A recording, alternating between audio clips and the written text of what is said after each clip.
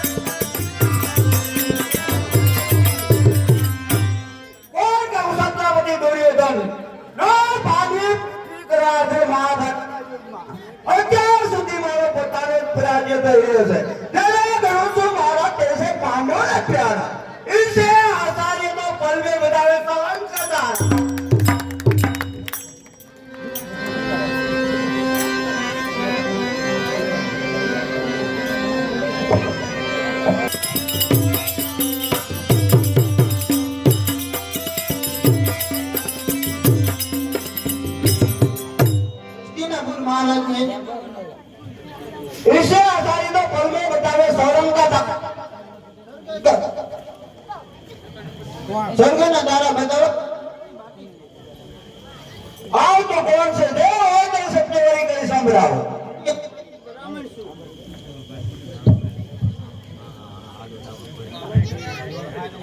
માણસો બે દઈ તો રહે માણસો ઉતર નાખો.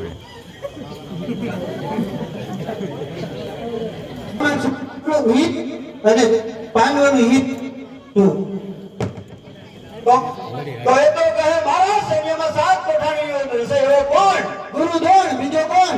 હવે ગુરુદ્રોણને બોલાવો તો 7 કોઠા યુદ્ધ રચવાની આજ્ઞા ફરમાવો. એ બી સીધી રીતે ગોઠિયા નહીં માને એને માર્મિક ભર આના શબ્દોથી ઉશ્કેરી મારતો ત્યારે સપ્તકોટા યુદ્ધ રચાય.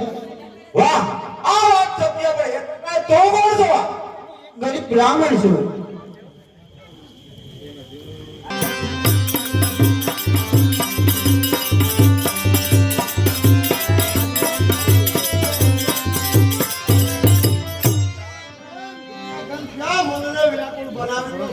ગુરુદેવ, જે પુરુષના ઘરમાં ફૂટપાથ થાય એ પુરુષનું મન સદાવે આપે એમાં શી નવાઈની વાત છે? તું આપણા પાંડવોમાંથી કોઈ પક્ષપાતી નીવડ્યો છે? એ તારી અડીએ તું નામ દે સત્રપતિ. કોના ગામ મનના લોકો મનમાં સમજી રહ્યો છું. કોઈ લીધું છે કે પરાજય અમારો છે, પાંડવોનો નહીં. લોકોની માન્યતામાં સત્યવાર સમજાય છે. કે તો કહે છે કે ઘર ફૂટાય ઘર જાય. બોલાય છે તેનું ભાન છે. ભાન ભૂલી ગયો હેરી ગેરી ધૂનમાં. સમજે દરબારી પાંડવોના ખૂનમાં. લોકે ખબર કે પાંડવો કે હલકા પડશો હવે ઘણા દિવસો અમે દાદા 5 દિવસ છે. હા, જો દાદા ના હોત તો પાંડવો અગ્નિપથમાં જીવતા ના હોત અને આ દુર્યોધનની સામે થતા ના હોત. પાંડવો ક્યાં જાય ત્યાં હોત ધૂળ ફાંકતા. છત્રપતિ ધૂળ ફાંકતા કરવા જતા રાજા વિસર્જ કૃષ્ણનો પહોંચેની હારે મની સદાયની સાથે પહાડ છે. ગુરુને લંકાથી દીપ પડે છે. બારો ઈસો આપતો પાંડવો નીચે મરે છે. આવા ઉપાડો હાથ તો કૃષ્ણ બેસાડો છો કરે. જો તને એમ શંકા હોય તો કે અમે પાંડવોના પક્ષપાતી છીએ. સાંભળો પ્રમાણે કૃષ્ણને અર્જુન પાતાળમાં ગયા છે.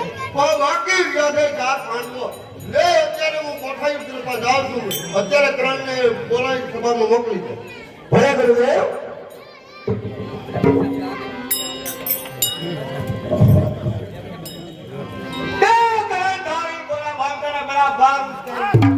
હા